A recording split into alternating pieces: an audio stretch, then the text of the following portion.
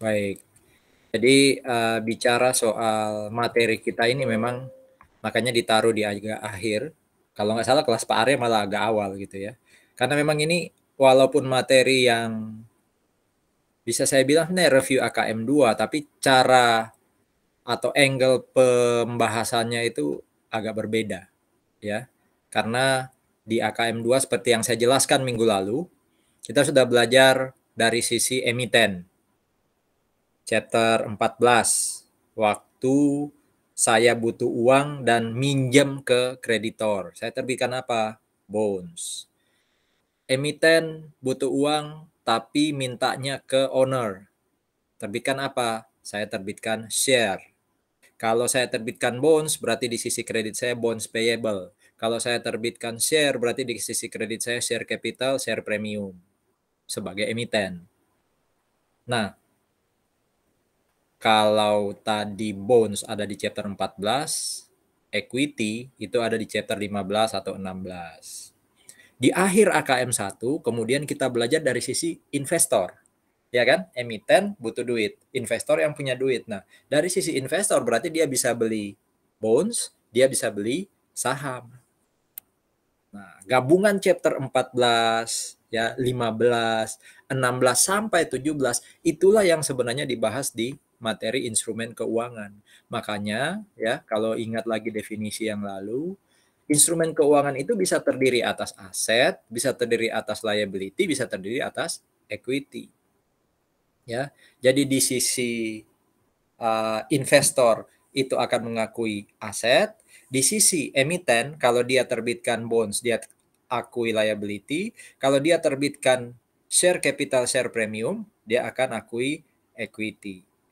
Selama prosesnya itu setara dengan ini ya, dengan slide yang ada di sini, maka itulah instrumen keuangan. Buat investor disebut aset keuangan, buat emiten yang menerbitkan bonds disebut financial liability, buat emiten yang menerbitkan saham disebut instrumen ekuitas.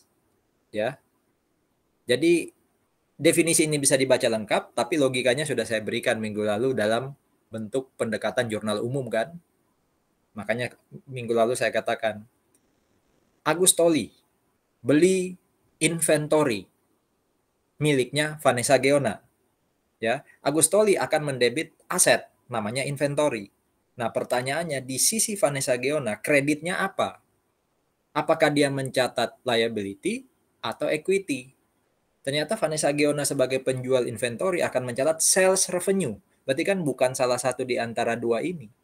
Berarti buat Agustoli, inventory itu bukan aset keuangan karena di sisi lawan transaksi saya itu Vanessa Geona tidak mencatat salah satu ini. Nah, berarti transaksi kayak apa yang bisa menimbulkan instrumen keuangan yang buat saya aset, buat lawan transaksi saya adalah liability atau equity. Ya, contoh paling gampang, Vanessa Geona meminjamkan uang ke Agustoli. Nah, berarti Vanessa Geona di sisi debitnya akan nyatat AR. Saya di sisi kredit akan nyatat AP. Berarti buat Vanessa Geona itu adalah aset keuangan, buat saya itu adalah financial liability atau kewajiban keuangan. Ya. Atau tadi, contohnya bonds. Saya butuh uang. Saya terbitkan bonds payable di sisi kredit. Buat yang beli di sisi debitnya dia akan nyatat debt investment. Itulah aset keuangan. Ya. Itulah kewajiban keuangan. Dan mereka disebut instrumen keuangan. Dan sudah diajarkan di AKM 1. Masalahnya kan melihat dari sisi ininya belum. Itu yang membuat materi ini ya memang cukup berat. Ya, memang cukup berat. Oke, jadi ada 3 ini ya. Aset, liability, dan termasuk salah satunya, oh ya, kalau kalau bicara ini berarti ada 3 ya dari sisi pengakuan pengukuran. Aset, liability, dan derivatif. Kalau dari sisi penyajian ya biasa aset, liability, dan equity. Termasuk bentuk dan contohnya minggu lalu, bahkan kita sudah selesai membahas aset sebenarnya ya, di mana untuk menentukan itu aset keuangan tipe yang mana, ya, nanti akhir tahun akan diakui pakai nilai apa, itu sudah ada nih di rangkuman ini kan, ya, sudah saya berikan, ya. Nanti mungkin tinggal lihat recordingnya untuk mempertajam ingatan, ya. Intinya aset keuangan itu balik ke syarat ini sih, ya, balik ke syarat apakah mana ya Nah ini, apakah ada arus kas yang memang akan diterima? Ya, kalau di sini disebut arus kas kontraktual, apakah ada arus kas yang sudah pasti akan diterima? Kayak tadi, nerbitkan bonds. Oh itu sudah pasti ada arus kas yang by default, setelan pabriknya pasti akan diterima. Apa itu? Pembayaran pokok pada saat jatuh tempo dan pembayaran bunga setiap tahap. Itu namanya arus kas kontraktual. Kalau ada itu nanti akan mempengaruhi, ya, kalau saya menyangkui aset keuangan ya, akan mempengaruhi aset keuangan tipe mana. Bagaimana caranya menyajikan di akhir tahun. Tapi kalau tidak ada itu, beda lagi berarti aset keuangan. Tetap aset keuangan tapi disajikannya berbeda. Selain melihat arus kas secara kontraktual, juga melihat model bisnis. Apa model bisnisnya? Ada 3 minggu lalu kan? Ya, ada aset keuangan yang memang dibeli dalam rangka memperoleh arus kas. Ya, tidak diharap untuk dilepas. Pokoknya kalau saya contoh beli obligasi, saya investor beli obligasi. 5 tahun jatuh tempo, tak tunggu 5 tahun. Saya mau nunggu bunga sama pokoknya dikembaliin sama si emiten. Emiten itu orang yang nerbitin obligasi. Berarti dia model bisnisnya satu. Tapi kalau saya beli, entah itu obligasi atau saham, ya, kalau saham sudah pasti nggak bisa nomor satu. Karena saham nggak ada model apa arus kas kontraktualnya. Nggak mesti kita dapat cash dari saham. Dividen nggak mesti dapat, ya. Kalaupun mau dijual lagi, belum tentu saya tahu jumlahnya. Kalau prinsipal kan untuk obligasi kan ketahuan ya prinsipal atau pokoknya. Kalau saham, saya beli 1M, emang waktu saya jual lagi ke siapapun itu, saya dapat 1M kan belum tentu, bisa lebih tinggi, bisa lebih rendah. Jadi nggak ada kontraktualnya. Tapi kalau obligasi, model bisnisnya bisa satu. Ya. Nah, ada model bisnis dua. Model bisnis dua ini, saya beli atau invest di aset, bisa saham, bisa obligasi. Saya berharap dapat kas kontraktual, tapi juga bisa saya jual. Tadi obligasi. Saya beli obligasi 5 tahun, pengen dapat pokok sama bunga. Tapi nanti kalau obligasi di pasar nilainya jatuh, saya tidak mau rugi besar, saya cut loss istilahnya. Nah itu berarti saya masuk ke model bisnis 2. Ya. Saham. Saham memang nggak ada arus kas kontraktual mungkin ya, tapi saya keinginan menjualnya ada. Nah, berarti saham itu nggak mungkin satu, tapi saham bisa dua. Obligasi, kalau saya beli itu bisa satu atau dua. Ada lagi yang nomor 3, bukan keduanya. Jadi bukan untuk kas kontraktual, juga belum tentu dijual. Kayak saya beli saham. Ya, saya beli saham, sebenarnya nggak berharap dividen mungkin. Nggak berharap mau saya jual lagi dapat capital gain atau cut loss, tapi mungkin saya pengen mengontrol aja perusahaan lain. Ya kan? Saya belinya 30% supaya hak suara saya didengar. Berarti kan bukan tujuan model bisnis satu atau dua. Makanya minggu lalu, semoga Anda masih ingat, kalau investor beli bonds, dia bisa satu atau dua. Kalau investor belinya saham, bisa dua atau tiga. Ya, bisa dua atau tiga. Kalau saya minjemin duit ke orang, bukan dalam bentuk bonds ya, minjemin duit biasa. Itu kan AR. AR itu mana? AR itu biasanya satu. Ya saya berharap dikembalikan dong. Ya, jarang sekali AR2. Walaupun dimungkinkan AR saya lepaskan dulu ada ya, anjak piutang ya. Tapi jarang sekali. Ya. Jadi begitu cara memahaminya untuk aset keuangan. Ya. Sekali lagi makanya di sini ada patokannya ya. Ada aset keuangan nih. Kok bisa aset keuangan, Pak? Iya, karena saya ngakuinnya di debit saya aset, lawan transaksi saya liability. Atau lawan transaksi saya adalah equity. Udah, berarti aset keuangan. Pertanyaannya sekarang, dia akan disajikan di neraca pakai amortized cost, fair value yang di income statement atau FVTPL, atau fair value yang di OCI, FVOCI. Ya, tinggal dilihat aja ini. Apakah ingin dapat arus kas kontraktual? Enggak, saya nggak pengen dapat arus kas kontraktual. Oh, berarti disajikannya pakai fair value dan masuknya di profit and loss. Jadi aset keuangan harapannya intensi atau niatnya itu bukan untuk dapat arus kas kontraktual, berarti pasti pakai FVTPL nanti. Tapi kalau jawabannya pengen, Nah, dites lagi. Bisnis modelnya yang mana? Ya. Kalau belinya obligasi, ya, belinya obligasi itu bisa satu atau dua kan? Tapi kalau belinya saham kan bisa dua atau tiga. Nah, kalau saham berarti dilihat dia dua atau tiga. Kalau dua, ke bawah lagi pertanyaannya. Kalau obligasi kan sudah tadi di atas ya. Kalau obligasinya tidak pengen dapat pokok atau bunga, dia ke kanan. Kalau saham tidak pengen dapat pokok bunga gitu ya atau tujuan lain-lain sudah pasti ke kanan. Sekarang kalau pengen dapat pokok atau bunga, pengen dapat arus kas kontraktual, lihat bisnis modelnya. Pengen ditahan sampai habis, pengen ditahan sampai habis atau bisa dijual, atau bukan keduanya. Nah, kalau BM1 atau 2 ke bawah dulu nanti ada pertanyaan lanjutan. Tapi kalau bisnis modelnya ketiga, ya, itu FVTPL. Ya, bukan untuk keduanya tadi kan. Ternyata bisnis modelnya satu atau dua, ya. Nah, itu ditanya mau pakai nilai wajar atau enggak. Kalau enggak pakai nilai wajar, ya, berarti bisnis modelnya satu itu amortized cost. Kalau apa? Juga tidak pakai nilai wajar tapi bisnis modelnya dua berarti FV OCI, ya. Kalau ternyata mau pakai nilai wajar ya FVTPL. Seperti itu ya. Ini untuk apa? Kalau kita belinya utang, ya. Tapi kalau kita belinya derivatif, derivatif minggu lalu itu ada aset, ada turunannya. Mau beli saham bisa langsung, tapi saya pakainya option. Nah, itu turunan. Nah, cara nilainya adalah sudah pasti tidak ada SPPI, berarti memang FVTPL. Kalau yang ini yang ekuitas. Pasti tidak memenuhi SPPI kan, ekuitas, ya. Oh, ini sudah di-record ya harusnya tadi ya. Oke, tidak memenuhi. Berarti trading. Ya, kalau trading pasti FVTPL. Tapi kalau bukan trading, trading itu yang bisnis model 2 ya. Bukan trading umpama. Ya. Nah, ditanya, mau pakai FVOCI atau enggak? Oh enggak, berarti pakai FVTPL. Kalau iya ya berarti pakai FVOCI. Ya. Di praktek sekali lagi, dari penjelasan saya minggu lalu dan sekarang, itu bisa diketahui dari niat si investor. Ya, untuk tahu itu SPPI, untuk tahu bisnis modelnya 1, 2, atau 3 itu dari si investor sendiri. Niatnya itu mau yang mana. Tapi kalau di soal, ya dari soal ceritanya. Jadi baca baik-baik soal ceritanya. Ya.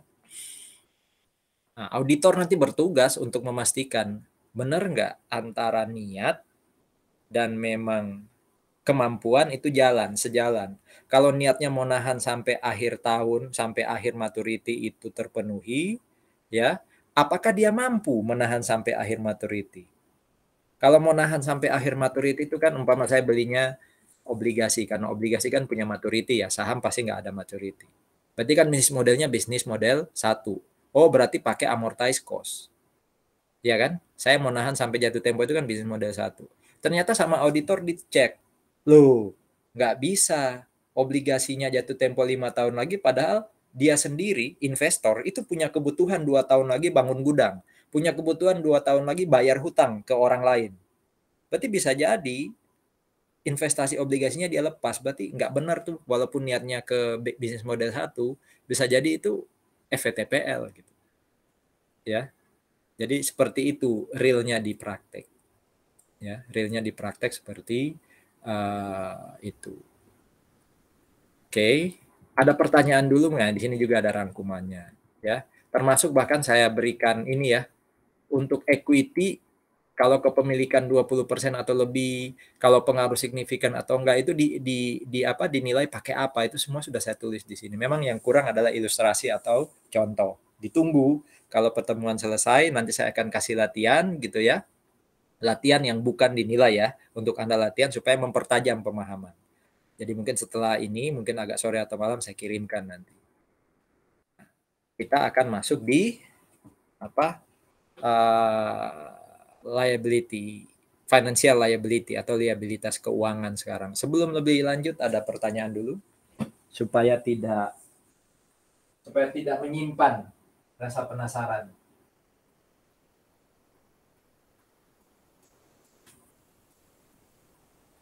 Oke, kita bahas financial liability ya.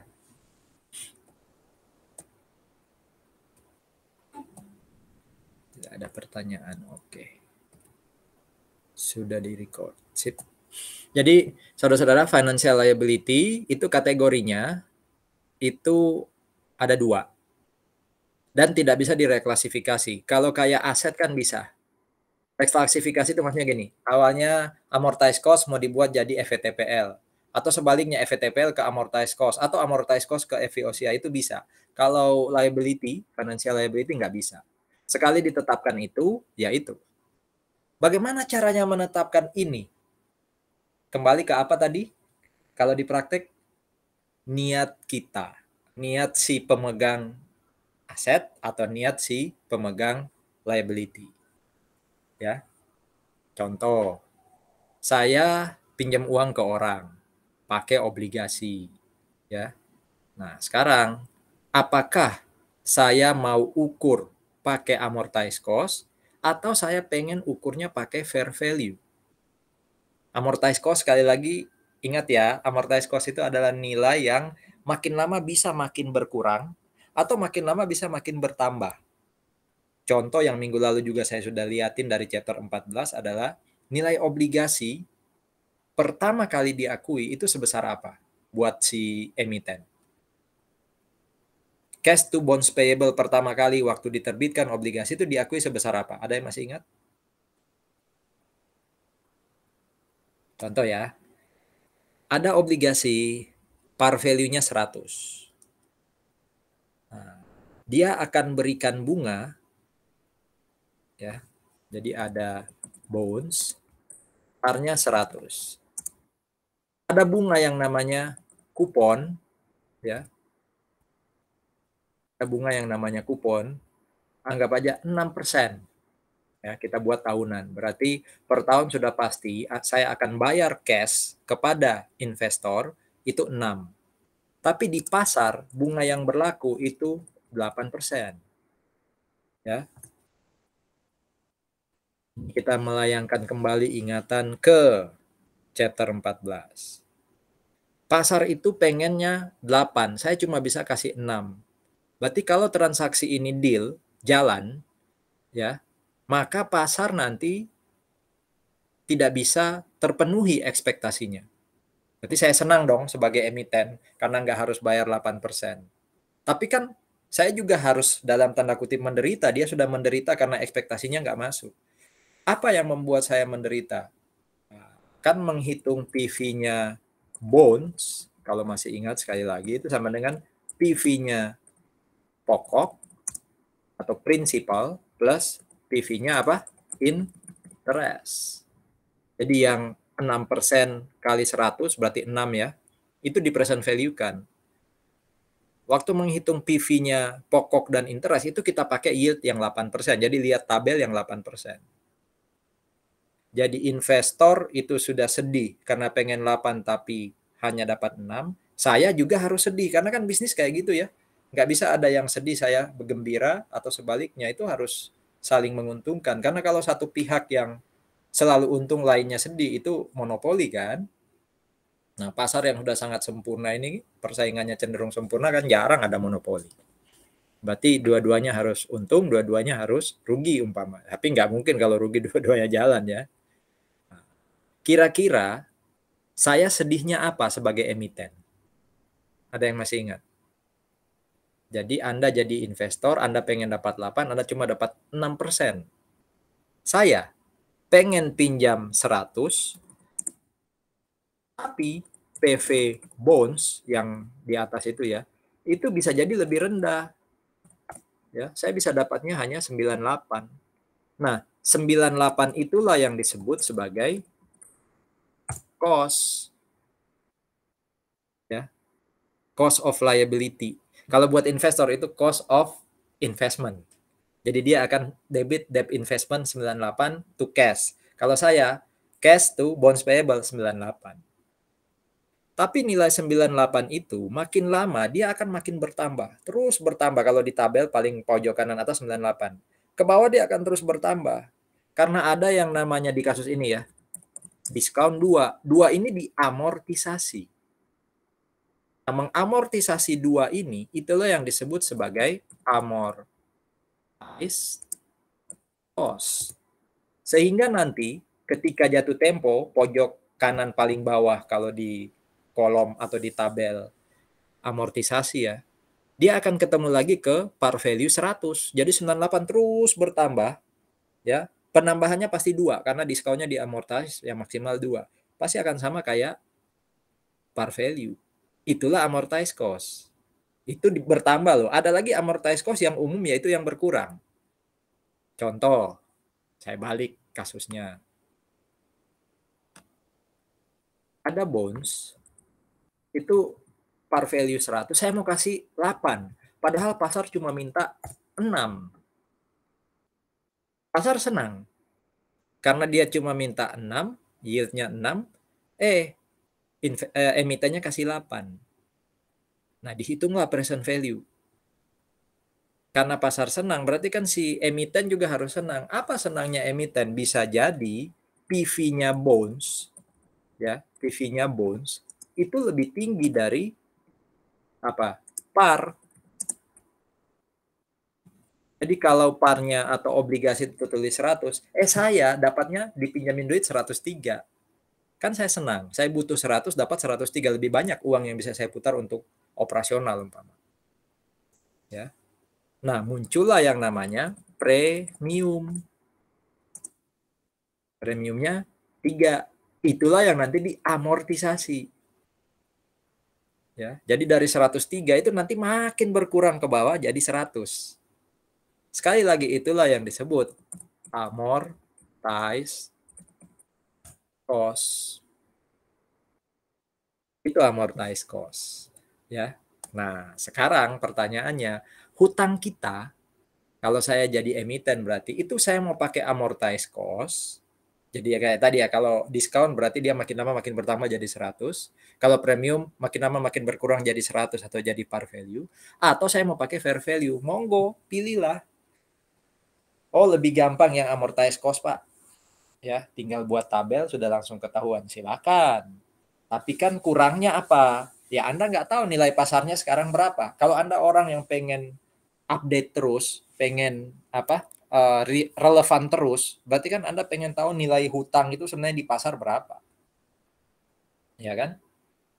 Nah, kalau Anda mengatakan, enggak, saya nggak suka cost yang diamortisasi, saya sukanya pengen tahu nilai pasar hutang saya, ya sudah pakailah fair value. Nah, beda dengan aset keuangan, kalau liability, ya, kalau liabilitas, itu fair value-nya gain or loss-nya masuk ke income statement. Kalau aset kan bisa income statement, bisa masuk ke OCI. Kapan masuk income statement, kapan masuk OCI kalau aset? Lihat tadi, rangkumannya tadi ya. Oke. Jadi, menilai liability umumnya pakai yang atas. Setelan pabriknya itu yang atas. Default-nya itu yang atas, tapi bisa jadi kita nilainya pakai FVTPL. Kapan kita nilainya pakai FVTPL? Ya, sejak awal. Ya, sejak awal saya pengen pakai FVTPL. Atau bisa jadi hutang itu di dalamnya ada derivatif. Ya, istilahnya derivatif melekat. Apa ya? Attached. Ya, attach. Attach itu kan kayak melekat gitu ya. Attach derivatif. Jadi, saya jual obligasi, ya saya nerbitkan obligasi karena butuh duit, tapi supaya obligasi ini menarik, saya kasih stock option. Kan bisa aja. Stock option ini kan derivatif. Derivatif sekali lagi artinya turunan ya. Ada saham bisa dibeli langsung, tapi kalau mau beli saham pakai option, itu berarti optionnya derivatif. Nah, supaya bond saya lebih menarik, saya kasih juga yang namanya option, stock option. Nah, ini melekat. Kalau itu melekat di bond satu paket, nggak bisa beli sendiri-sendiri, nggak mau saya harus pakai FVTPL. Nggak boleh flag. Ya, nggak boleh flag. Tapi kalau sejak awal tidak ada derivatif, ya tinggal ditanya, mau tetap flag atau mau pakai fair value. Berarti yang atas ini dasarnya. Kalau di soal, melalui soal cerita nanti, ya kasusnya. Anda pilih berarti flag atau FVTPL. Ya. Jadi inilah yang kotak-kotak ini ya, yang membuat ya perusahaan harus menyajikan financial liability selain flag. Karena memang sejak awal saya pengen pakai fair value, ya monggo. Sebenarnya bisa flag, tapi saya niatnya pengen pakai fair value karena saya suka fair value, lebih relevan, nilainya lebih mencerminkan kondisi saat ini gitu. Ya monggo. Ya. Atau syarat-syarat lain ini. Kayak tadi ada derivatif melekat atau ada karena memang ini bagian dari kontrak untuk menjamin keuangan, ya ini derivatif juga. Ya, dan semacamnya ya dari contoh 5 kondisi ini. Nah, itu pasti bukan flag, itu pasti FVTPL. Nah, ini dibuat apa? Dibuat pohon keputusannya ya, kapan FVTPL, kapan flag. Ada financial liability. Kok bisa financial liability? Oh iya, karena di sana ngakuinnya debitnya aset. Saya di sisi kredit liability. Oh berarti buat dia aset keuangan, buat saya liabilitas keuangan. Oke. Dia pakai FVTPL atau flag ya? Ditanya dulu. Apa tujuan saya? Ya. Saya ingin menghindari pencatatan akuntansi yang tidak cocok kah? Ya. Jadi apakah saya ingin lebih relevan umpama contohnya. Oh iya, saya ingin lebih relevan ya, itu pakai FVTPL.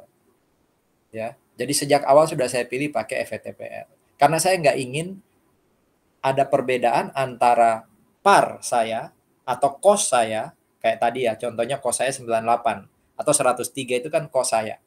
Ya, cost of liability. Dengan nilai di pasar. Di pasar itu kan bisa jadi surat berharga yang atau obligasi yang beredar itu nilainya bukan 98 atau 103. Ya bisa 99, bisa 104. Nah, itu accounting mismatch. Kalau saya ingin menghindari accounting mismatch, pakai fair value aja. Ya, jadi walaupun nilai aslinya itu 98 karena pertama kali diterbitkan pada diskon, sudah deh saya catat pakai fair value. Oh, fair value di pasar dia sudah 99. Ya sudah. Tapi kalau tujuan saya bukan untuk menghindari accounting mismatch, ditanya lagi, mau pakai fair value nggak? Iya, ya tetap pakai fair value berarti di sini. Tapi kalau ternyata apa, saya memang nggak mau pakai fair value ya, ke flag dia, ya, financial liability at amortized cost. Kalau FVTP apa? Fair value true profit and loss. Ya, jadi hanya itu sih apa pohon keputusannya untuk liability. Nah, ini contoh-contoh aja ya untuk bisa mempertajam, ya, bisa mempertajam. Contoh, saham yang dibeli, ingat, saham yang dibeli. Berarti buat kita itu bukan equity loh ya. Saham yang dibeli berarti saham orang lain, berarti itu investasi, berarti itu aset. Nah, sekarang dilihat, saham dibeli, dijual dalam jangka pendek untuk dapat keuntungan. Berarti kan bisnis modelnya bisnis model 2 dan tidak pengen kontraktual, berarti FVTPL. Aset tapi FVTPL.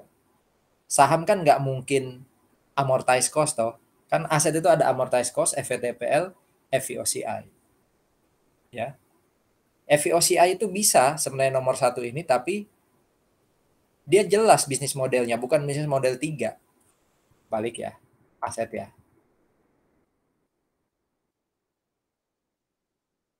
Ada 3 bisnis model kan? Nih. Ya. Bisnis model tadi katanya saham dibeli untuk dijual sewaktu-waktu. Nah, berarti bisnis model 2. Nah, kalau bisnis model 2, ya, bisnis model 2, oke, okay, aset keuangan tapi ekuitas ya, ekuitas. Ya. Bisnis model 2 dan itu trading, di sana tidak ada pertanyaan, mau pakai OVOCI nggak? Nggak ada pertanyaan itu, berarti kan kita pasti pakai FVTPL. Kecuali di soal tadi dikatakan, dia trading, tapi pengen pakai FVOCI, oh berarti FVOCI. Ya. Trading, tidak ada informasi soal FVOCI, oh berarti dia pakai FVTPL. Begitu cara menjawab atau dari mana ini muncul. Ada lagi nih, lihat. Terbitkan obligasi dengan jangka waktu 5 tahun dan tingkat bunga 8% per tahun. Selama tidak ada keterangan apa-apa bahwa perusahaan ingin menyajikan pakai fair value, ya, atau tidak ada keterangan soal, oh ada derivatif yang melekat, setelan pabriknya ya flag. Ya, setelan pabriknya ya flag. Oke, Sekarang yang nomor 3, kenapa piutang usaha itu aset? Oh pasti loh, ya. Piutang itu kan aset. Pertanyaannya kenapa amortized cost? Kenapa bukan FVTPL? Kenapa bukan FVOCI? Ada yang bisa jawab? Kenapa piutang usaha itu pakai amortized cost? Dia pengen kontraktual cash nggak? Oh iya, principal dan apa interest. Bisnis modelnya apa? Satu, dua, atau tiga? Satu, ya. Jarang ada orang pinjamin duit untuk nanti dilepas lagi. Jarang sekali. Berarti kan piutang usaha itu setelan pabriknya adalah amortized cost. Ya. Ya kan pinjamin uang ke orang itu berharap dikembalikan pokoknya dan dapat bunga. Jarang ada piutang yang istilahnya orang lain pinjam ke saya pinjamin duit kan. Terus piutang ini saya lempar ke orang lain. Jarang sekali. Kecuali perusahaan-perusahaan kartu kredit kan, itu piutangnya pasti dilempar ke orang lain. Apa? Kalau transaksi pakai kartu kredit kan berarti piutang dilempar ke bank. Tapi kan bukan itu yang kita bicarakan. Ini piutang usaha umum. Nah, itu amortized cost. Ya. Ini kenapa FVTPL nomor 4? Kenapa kira-kira FVTPL-nya nomor 4? Aset pasti. Jadi kontrak forward ini maksudnya kemarin kita sudah bahas selisih kurs ya, valuta asing. Saya impor 1000 US dollar. Waktu saya impor itu kursnya 14.000. Nah, ada selentingan saya dengar, informasi di pasar yang saya dengar, waktu saya akan lunasi 2 atau 3 bulan lagi, kurs itu akan melemah. Mungkin pemilu sudah dekat. Ya. Bisa jadi 15 atau 16.000. Sekarang 14.000. Besok kalau jadi 15 atau 16, apa yang terjadi? Saya akan selisih 1000 atau 2000 kali dengan 1000 US dollar. Ya kan, 15 kurang 14 kan 1000. Utang saya 1000 US dollar, berarti saya bisa bayar 1 juta lebih. Berarti kan rugi saya 1 juta. Kalau 16.000, rugi saya 2 juta. Nah, dalam rangka supaya risiko rugi itu kan belum pasti juga ya, 15 atau 16 ya, tapi kan ada kemungkinan. Supaya saya nggak rugi banyak-banyak amat, saya buat kontrak yang namanya forward. Jadi saya buat gini, saya beli dolar di kamu, ya, saya beli dolar di kamu 2 atau 3 bulan lagi. Jadi saya impor dari orang lain ya, anggap aja dari A, 1000 US dollar. Tapi saya akan beli dolar, saya kan harus bayar dolar ke dia nanti ya.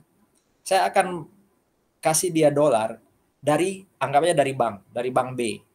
Bank B, nanti 2 atau 3 bulan lagi tak beli US dolarmu di angka 14.500.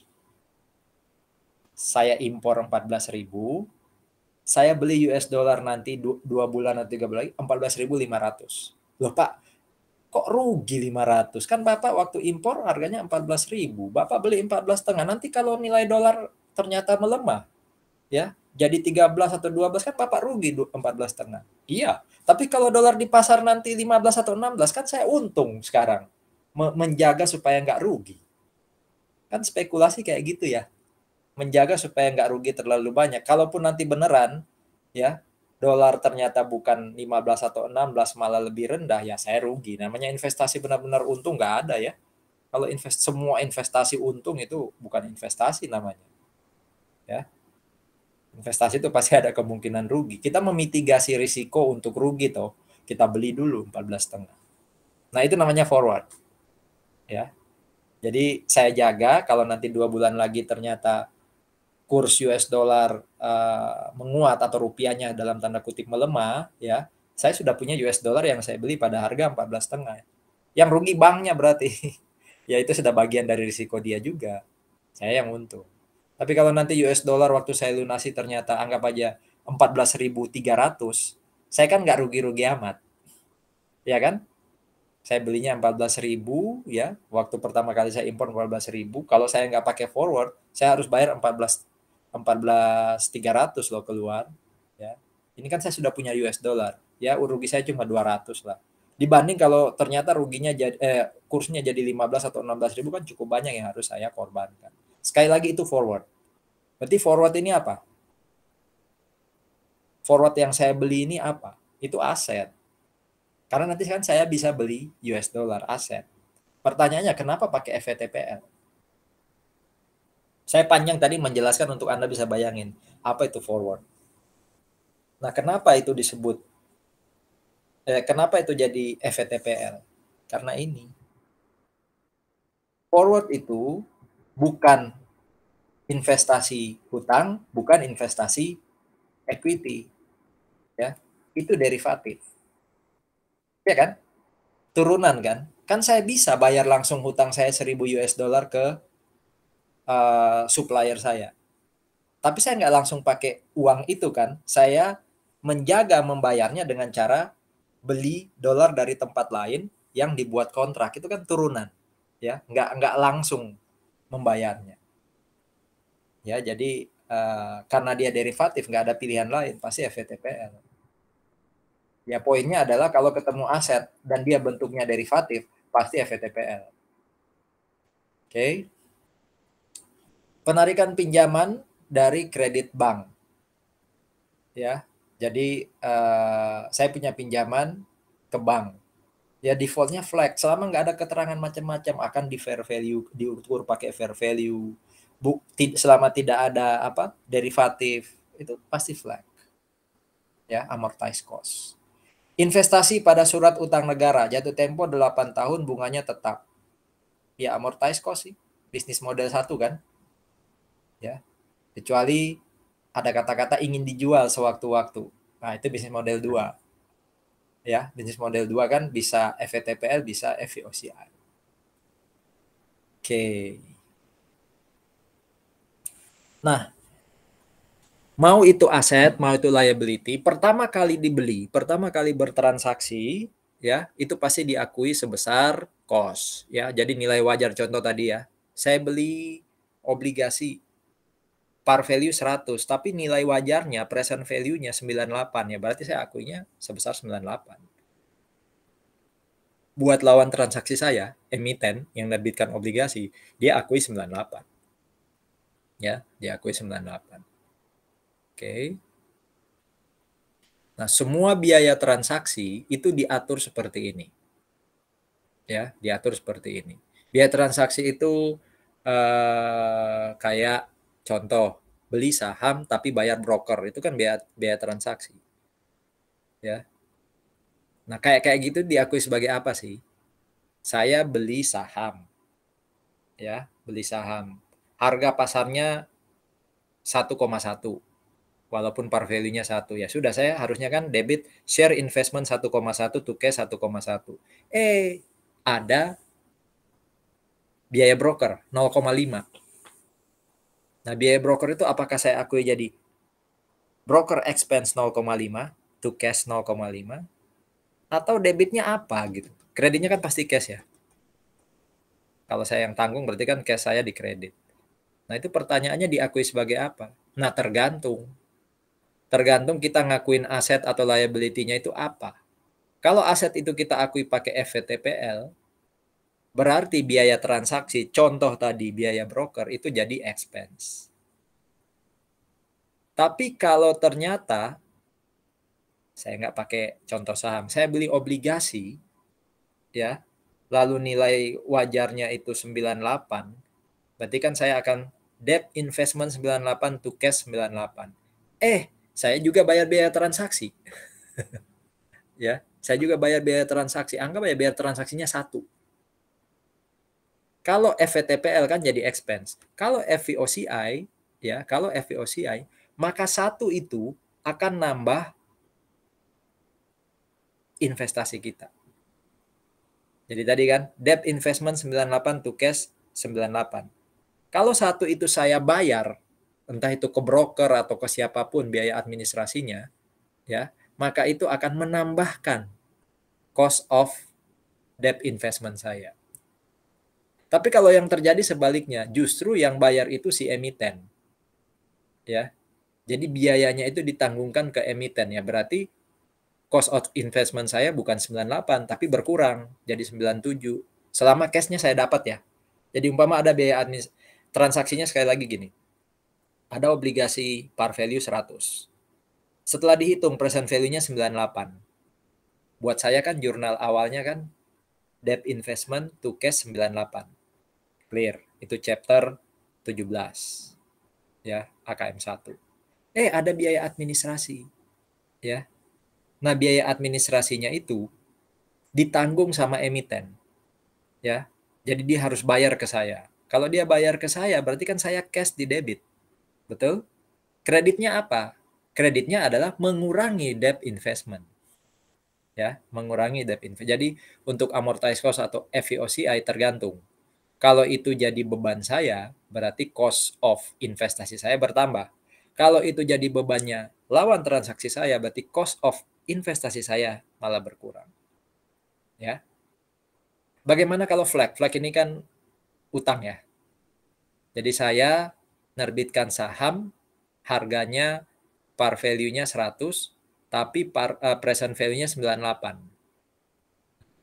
Ternyata saya harus bayar biaya administrasi juga ke orang lain. Ya, anggap aja biaya administrasinya 1. Ya. Kalau biaya administrasi 1 saya bayar ke orang lain, berarti kan cash saya dikredit. Betul? Saya bayar biaya administrasi 1 ke orang lain, berarti cash saya dikredit. Debitnya apa? Ya, bonds payable saya berkurang. Ya, jadi kalau saya yang bayar, saya yang nanggung sebagai emiten, maka liability saya berkurang. Kalau yang terjadi sebaliknya, lawan transaksi saya yang nanggung, saya terbitkan obligasi. Ada biaya administrasi yang dibayar oleh lawan transaksi ke saya. Nah, yang terjadi adalah berarti kan cash saya di debit. Kreditnya apa? Ya bonds payable. Gitu ya. Semoga di belakang ada ilustrasinya untuk mempertajam biaya transaksi. Bagaimana dengan equity? Contoh tadi biaya broker. Saya nerbitkan saham tapi ada biaya broker. Ya. Contoh, saham par value 100. Di pasar nilainya 150. Ayo, jurnalnya gimana? Kita sebagai emiten ya, ada saham atau anggap aja ini, pada ordinary share, par value-nya 100. Tapi market value-nya 120. Jurnalnya gimana nih? Jurnalnya gimana? Buat emiten pastinya. Berapa cash yang didapat oleh emiten? Oke, berapa cash yang didapat oleh emiten? Yokebet ada di sana.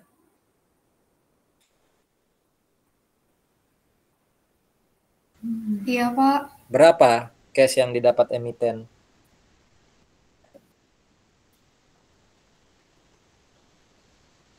Maaf, Pak, tadi saya ke Cepet juga ya toilet. dengar saya panggil langsung muncul. Oke, Fiona Angelina, Iya, berapa maaf. yang didapat oleh emiten di kasus yang saya tulis itu?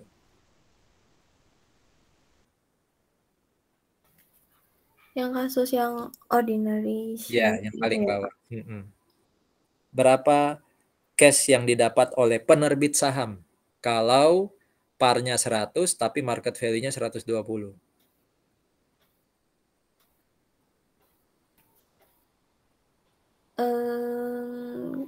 Ini saya kurang tahu sih, Pak. Harusnya Oh ya, berarti lu pakainya yang 100 mungkin. 100.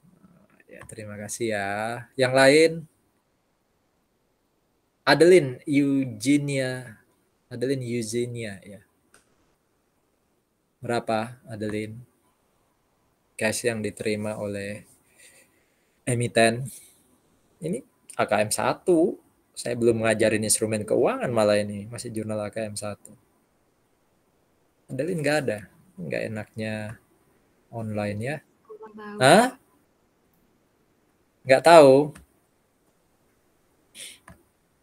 Siapa lagi nih? Harus berharap ke siapa? Iya, terima kasih Brenda. Berarti jurnalnya cash 120. Nah, sekarang kreditnya apa? Chapter 15 ini. Kreditnya apa Brenda?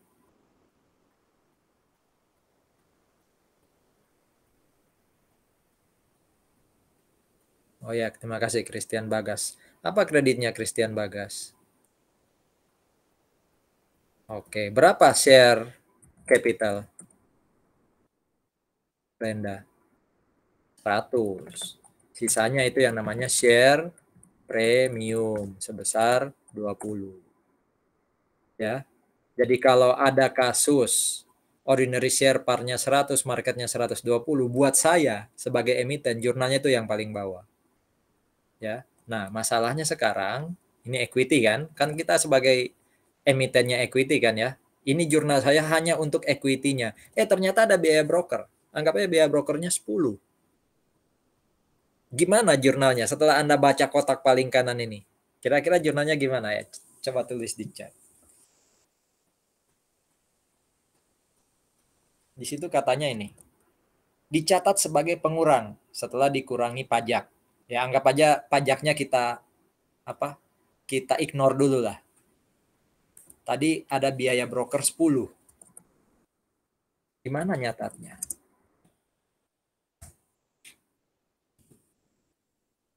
Jurnal atas itu pasti. Itu asumsi tidak ada biaya transaksi. Gimana kalau ada biaya transaksi dalam bentuk broker 10? Yang paling gampang adalah cash kita kredit 10. Nah, masalahnya debitnya apa?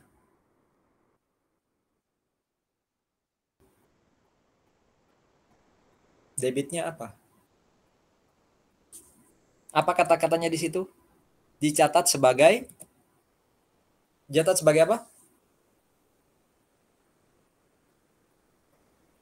Catat sebagai apa, Brenda? Atau Caroline atau siapapun yang mau menjawab. Ekuitas, berarti pengurang ekuitas. Nah, berarti debitnya apa, Brenda? Kalau dicatat sebagai pengurang ekuitas. Yang pasti ekuitasnya bukan di kredit loh ya. Kan cash kita bayar 10 untuk bayar apa broker. Berarti debitnya kalau dicatat sebagai ekuitas, apa nama akun ekuitasnya yang kita debit?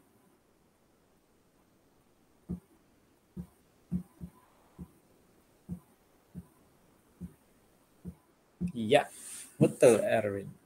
Jadi yang kita debit itu keuntungan yang kita dapat. Keuntungan yang kita dapatkan bentuknya share premium, bukan share capital. Ya. Ini jurnalnya. Jadi bukan expense loh ya kalau ekuitas, tapi share premiumnya itu berkurang. Termasuk kalau belajar perpajakan kan, biasanya jual saham itu kan ada PPh final ya, 0,1%, 0,5%. Itu bukan expense. Jadi jangan ada nanti beban PPh final. Enggak.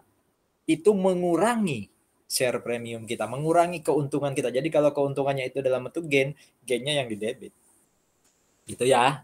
Itu untuk ekuitas. Ada kayak, nah ini ya, ada berapa contoh? Ada 4 ya. Nanti saya perbanyak di latihan. Saya beli saham, saya akui FVTPL, harganya waktu itu 20, tapi ada broker 1. Nah, lihat, FVTPL. Ya, ingat loh, saya beli saham. Kalau yang kanan ini bukan saya beli saham loh, ini saya terbitkan saham. Ya, jangan kebalik loh ya. Jadi memahami soal itu benar-benar loh. Ya, jangan ketukar. Bedakan antara itu investasi atau itu sebenarnya saya yang terbitkan. Nah, di sini saya beli, berarti kan bukan equity buat saya. Itu aset. Kebetulan di sini saya akui FVTPL. Karena FVTPL lalu ada biaya tambahan 1 juta, FVTPL ini apa nih? Expense ya udah. Berarti saya akan share investment to cash 20, biaya broker to cash 1 juta. Ya. Obligasi, investasi berarti aset ya. Cari yang FVOCI. Nah, ini dia, kotak ketiga. Oke, kita lihat dulu kasusnya. 21. Biaya administrasi 1. Ya. Jadi nominalnya itu sebenarnya 20, tapi ada biaya administrasi 1. Kalau FVOCI, di situ asumsinya kan saya yang bayar ya. Kalau FVOCI itu justru ditambahkan, berarti kan 20 tambah 1. Ya sudah. Jadi harga perolehan memang benar-benar 21. Bagaimana kalau flag? Obligasi diterbitkan flag. Nah, berarti yang ini. Diterbitkan, berarti saya yang punya hutang, bukan beli ya. Kalau beli itu berarti kotak kedua atau ketiga. Kalau 2 ini kan FVTPL, 3 ini amortized cost atau FVOC. Saya sebagai pembeli. Kalau flag, ini saya sebagai penerbit obligasi. Kalau equity, saya penerbit saham. Oke, kembali ke sini. Obligasi saya terbitkan pada harga 22, ya. Nominalnya 20, berarti par value 22, market value-nya 22, par value 20, ada administrasi 500.000. Ya. Ada administrasi 500.000. Nah, kalau flag di sini, ya, kalau flag di sini, kotak keempat, jika itu jadi beban saya yang harus tanggung, berarti liability saya berkurang. Tapi kalau itu saya yang terima duitnya, berarti liability saya bertambah. Nah, kita lihat di sini. Dan biaya administrasi, berarti kan biaya administrasi ini sebenarnya saya yang nanggung ya. Kalau itu saya yang nanggung, berarti liability saya berkurang. Ya. Harusnya 22 yang saya catat, itu saya catatnya hanya 21,5. Ya. Jadi harusnya kan par value 20, premium 2. Ya kan? Di pasar nilainya jadi 22, berarti premium 2. Ternyata karena saya harus bayar 500.000, ya. Di sini dikatakan jadi beban, berarti liability saya yang 22 itu berkurang, tinggal 21,5. Ya, tinggal 21,5. Oke. Jadi apa? Oh, ini salah. Ini par value-nya harusnya tetap 20. Ya. Nah, nilai catatannya kan 21,5. Itu terdiri atas mirip kayak saham tadi ya. Terdiri atas nilai tercatat 20, premium yang awalnya 2, karena di sini dikatakan berkurang ya, jika itu jadi beban, premiumnya tinggal 1,5. Sehingga total 20 tambah 1,5 adalah 21,5. Itu ya. Equity tadi yang sudah sempat kita bahas. Par value 10, terbit market value 15, berarti kan harusnya ada share premium 5. Karena bayar 1 ya share premiumnya tinggal 4. Ya. Jadi sebenarnya cash yang benar-benar saya terima itu 10 plus 4 atau 14 juta. Ya, 14 juta. Ada pertanyaan? Ya, contoh ini pasti sangat terbatas ya, walaupun sudah menggambarkan paling tidak kasus-kasus di sini, tapi bisa jadi ada yang belum tercapture, monggo kalau mau ditanyakan.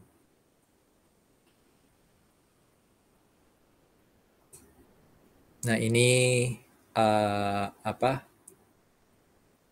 extended information. Jadi kalau bisa dibilang juga rangkuman ya.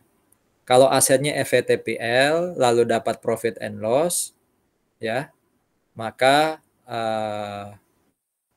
profit and loss-nya itu didapat dari gain atau loss. Ya. Jadi saya punya investasi saham contohnya. Ini penilaian setelah pengukuran awal. Kalau beli pertama kali kan pasti berdasarkan uang yang saya keluarkan ya. Ini bagaimana kalau ternyata setelah saya beli gitu ya, itu dapat gain atau loss. Ya. Ya semua saya catat sebagai profit and loss nih. Ya, saya lepas atau saya jual itu jadi profit and loss. Kalau itu FVOCI bisa dapat interest, ya, bisa macam-macam nih atau gain or loss lainnya. Intinya kalau yang di tengah ini masuknya di income statement, kalau yang kanan ini masuknya ke equity atau ke OCI. Ya, jadi ini rangkuman untuk diingatin lagi. Namanya FVTPL, berarti kan masuknya ke profit and loss. Kalau FVOCI bisa masuk income statement, bisa masuk OCI. Itu ya. Ini tambahan saja soal nilai wajar, mengingatkan sekali lagi ya, nilai wajar itu berbeda dengan nilai pasar ya, walaupun tidak terlalu berbeda ya. Jadi nilai wajar itu yang kuning ya, harga yang disetujui pembeli dan penjual yang sama-sama ingin bertransaksi dalam kasus yang wajar. Arm's length transaction, arm's length principle, ALP gitu ya, atau ALT.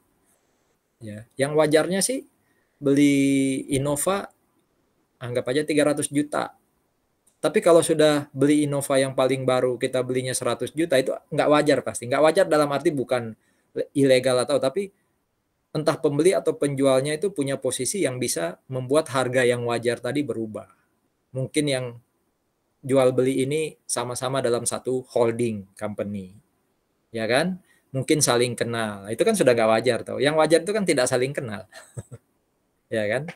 Tapi intinya kita bicara yang namanya nilai wajar itu ya kalau transaksinya umum, tidak ada kasus-kasus khusus, tidak ada hubungan khusus, itulah yang disebut nilai wajar, ya.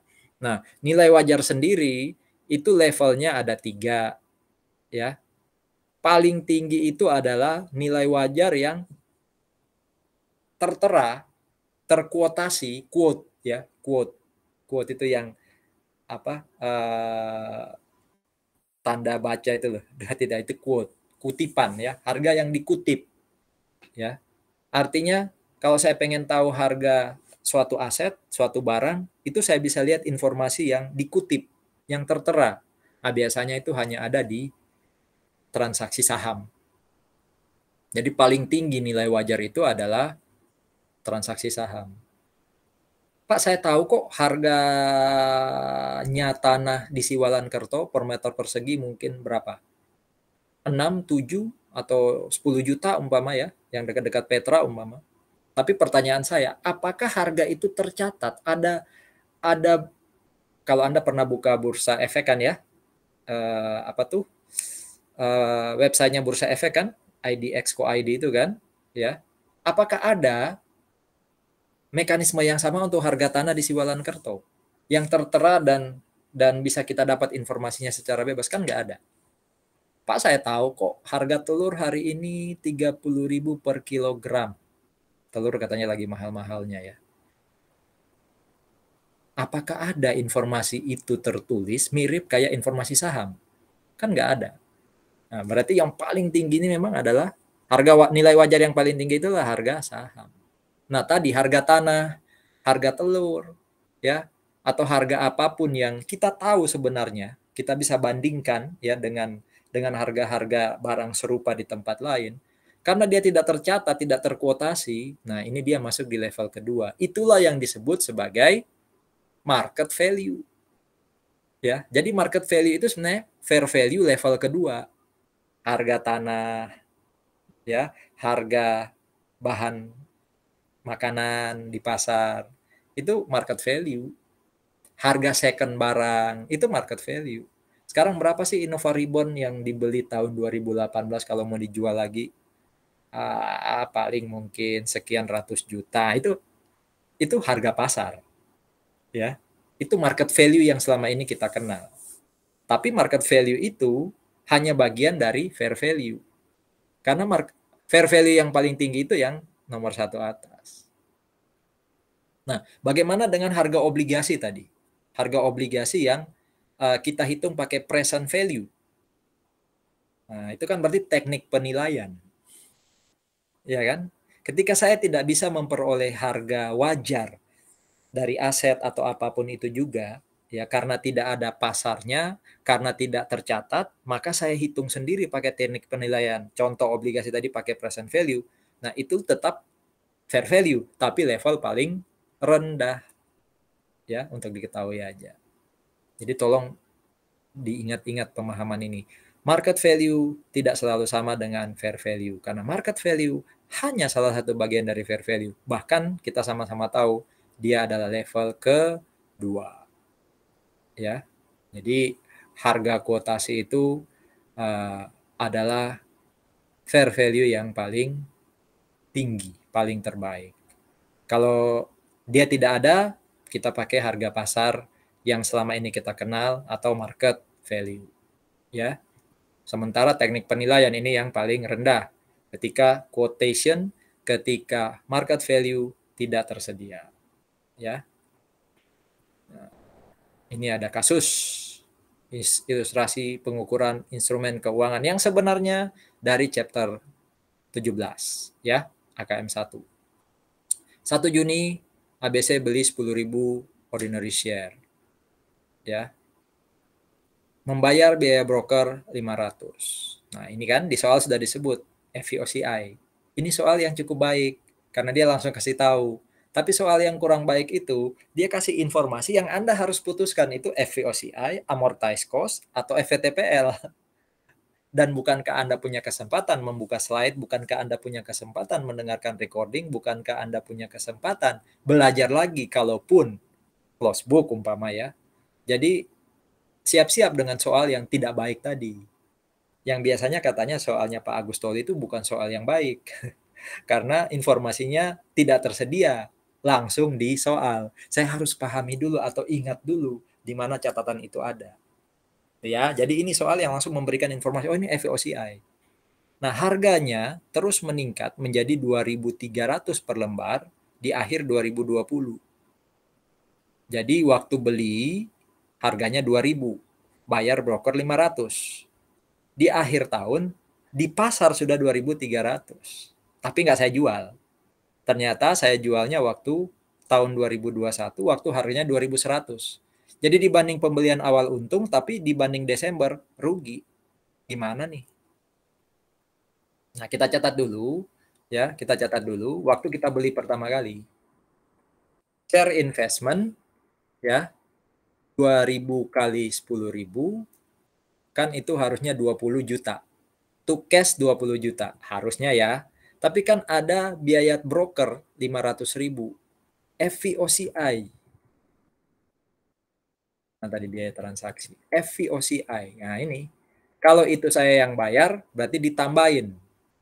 Kalau itu saya yang terima cashnya, dikurangin. Nah, sekarang kita lihat. Ada biaya broker, berarti di sini asumsinya kita yang tanggung. Berarti kalau tadi share investment to cash 20 juta, tapi 500.000 saya tanggung, berarti kan share investment to cash-nya jadi 20 juta 500.000. Ya. Ternyata di pasar ya nilainya jadi 2.300 per lembar. Ya, 2.300 per lembar. 2.300 dikali 10.000 itu 2.300.000. Ya, 2.300.000. Betul ya? 2.300 ya dikali 10.000 itu 2.300.000. Sebentar, saya dapat dari mana ini 2.500.000. Harga ordinary share meningkat menjadi 2.300.000 per lembar. Berarti fair value adjustment unrealized gain 2.500.000. Ini dapatnya 20.500.000 dibagi 10.000. 2.500. Harga ordinary share menjadi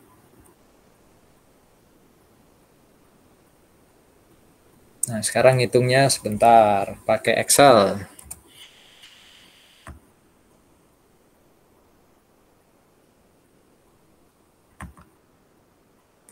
Excelnya awal share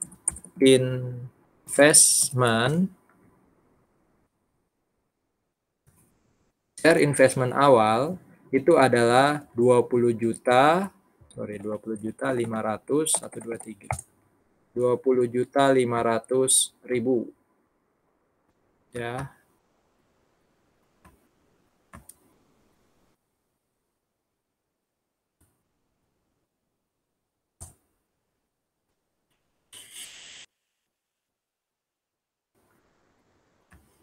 Ternyata akhirnya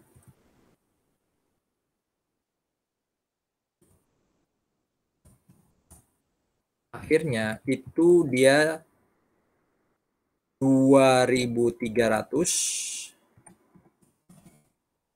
dikali dengan 10.000 lembar. Itu ketemunya 23 juta. Nah, berarti ini nilainya kan apa? Naik ya. Kalau naik itu kan berarti ketemu gain. Nah, gainnya berapa? Kita kurangi. Makanya di sini muncul fair value adjustment to unrealized gain or loss OCI. Kenapa OCI? Karena dia FVOCI. Kalau ini FVTPL berarti ini masuknya di income statement. Jadi satu yang harus diingat, gain or loss yang muncul dari FVOCI itu masuknya ke OCI. Yang kedua adalah menghitungnya dari mana ya, harga pasar terakhir dibandingkan harga awal. Cost pertama kali di Juni, ketemulah makanya di Excel itu 2.500.000 ya. Yang lain yang harus diingat adalah yang di debit itu bukan share investment, tapi fair value adjustment. Nah, ini chapter 16 ya. 17 ya. Kalau dulu chapter 17 mungkin belum terinternalisasi, ini bisa jadi sulit untuk dipahami. Ya, jadi bukan share investment yang di debit ya, tapi fair value adjustment. Nah, ternyata di sini ya dijual pada harga 2.100 ya, 2.100. Saya kembali ke Excel.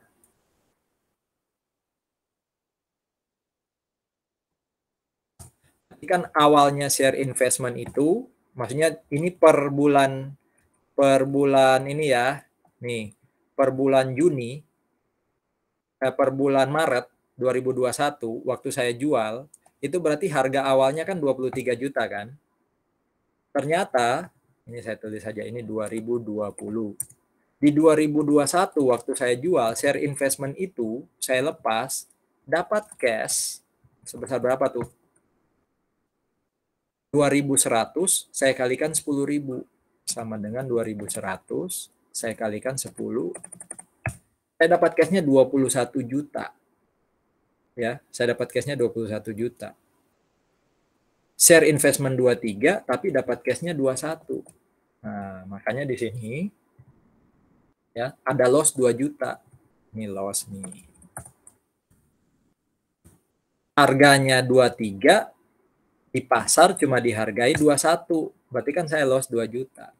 Makanya di sini ada loss 2 juta. Cash 21 itu dari mana tadi? Ya, 2.100.000, 2.100 kali 20.000. Loss-nya dari share investment awal 23 per akhir 2020 tadi ya, dibandingkan dengan cash yang didapat 21. Nah, share investment tadi kan sejak awal 20.500 kan ya. Yang awal pertama kali itu kan 20.500 kan, jurnal yang ini nih. Ini kan kayak share investment 20, makanya ketika dia dilepas, dijual ya, yang dikredit 20.500. Ingat loh, tadi ada fair value adjustment 2.500.000, itu juga harus dikredit. Inilah jurnalnya waktu Maret 2021. Silakan kalau ada pertanyaan.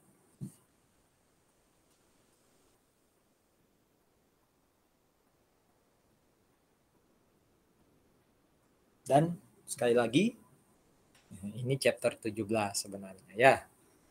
Ada lagi nggak? Oh, ada nih. Bank beri pinjaman. Berarti bank ini ngasih duit untuk pinjaman. Berarti aset ya buat bank ya. Pinjaman 100 juta, provisi 7.722 akibat adanya market rate 10%. Ya. XYZ akan menerima pembayaran bunga sebesar 4 juta. Bank ini akan terima kupon 4 juta ya setiap tanggal 1 Juli dan 1 Januari. Akhir tahun kelima baru akan dibayarkan seluruhnya yang 100 juta. Pokok pinjamannya 100 juta. Tapi tiap tanggal 1 Juli ada 4 juta. Ini kan chapter 14 sebenarnya. Ya, chapter 14. Nah, berarti kan karena ada provisi 7 juta sekian, itu bank tidak ngasih 100 kepada siapa? Kepada debitur, kepada yang minjem. Inilah yang disebut diskon, sehingga bank itu hanya ngasih 92.278. Ya, 92.278. Kenapa amortize cost? Karena di sini nggak ada keterangan bank akan melepas. Berarti bisnis model 2 itu. Kalau bank akan melepas sewaktu-waktu, kan nggak ada keterangan itu. Berarti ini murni bisnis model 1. Bisnis model 1 berarti bank akan nunggu sampai jatuh tempo dan akan terima bunga. Berarti amortize cost nih. Nah, ini soal yang nggak bagus nih. Karena dia nggak cerita ini amortize cost kah, FVTPL kah, FVOCI. Selama nggak ada informasi bahwa bank akan melepas sewaktu-waktu, berarti bisnis modelnya ini murni bisnis model 1. Kok bukan bisnis model 3, Pak? Loh, surat hutang ya atau debt investment itu kan kalau nggak satu ya dua. Yang dua atau tiga itu kalau ekuitas. Di sini surat hutang berarti kalau nggak satu ya dua. Terus kok tahu ini satu, Pak? Kan nggak ada keterangan dia akan melepas sewaktu-waktu, akan menjual sewaktu-waktu. Berarti bisnis model satu. Kalau bisnis model satu berarti amortized cost. Nah, tanggal 1 Juli terima cash 4 juta. Ya. Ada interest revenue 4613.900. Ini untuk bisa tahu jawabannya memang harus bikin apa? Tabel amortisasi itu loh. Ya, tabel amortisasi. Jadi amortisasi dari berapa? 4 dari 772 ini loh, 7.722 itu diamortisasi pelan-pelan. Atau cara paling gampang gini, ya. Pertama kali AR ini terbit atau NR ini terbit kan nilainya sekian, 92.278. Nah, 92.278 itu kalikan dengan 10% bagi 2. Kenapa 10% bagi 2? 10% ini kan market rate setahun. Berarti karena dibayar 2 kali dalam setahun, istilahnya apa tuh? Semi annually ya. Berarti kan sebenarnya bukan 10% tapi 5%. Berarti sebenarnya angka ya, interest revenue ini itu didapat dari 5% kali 92.278. Coba kita uji di Excel. Benar enggak? Sama dengan 92.278 dikali 5%. Kebalik. 4613, betul ya? 4613. Nah, itu interest revenue. Interest revenue ada di sisi kredit. Cash yang saya dapat setiap tanggal 1 Juli dan 1 Januari itu 4 juta. Berarti kan cash di debit. Nah, selisihnya itu adalah apa? Amortisasi dari diskon. Berarti menambah notes receivable. Dan ini kalau notes receivable itu kan chapter notes itu chapter current asset itu loh. Ya. Current asset atau mungkin ya investasi lagi chapter 17. Oke. 31 Desember ya. Kita hitung lagi interest revenue. Caranya gimana? Nah, ini memang kalau nggak bikin tabelnya nggak bisa tahu ya. Caranya adalah notes receivable saya 92.278. Di akhir Juli, di 1 Juli, dia nambah 613.900. Saya total dulu ya. Berapa tuh? 92.278. Oke.